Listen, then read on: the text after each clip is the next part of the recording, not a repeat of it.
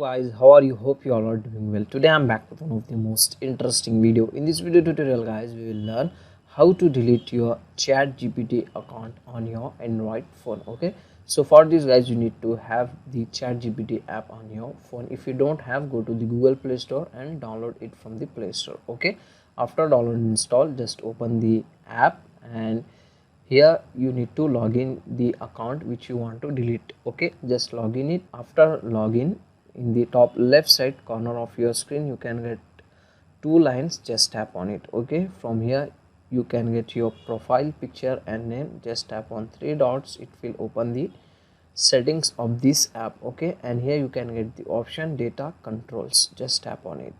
Here you can get the option delete account. If you want to delete your account, just tap on delete account, and here you can get some instruction what happen if you are deleting your account.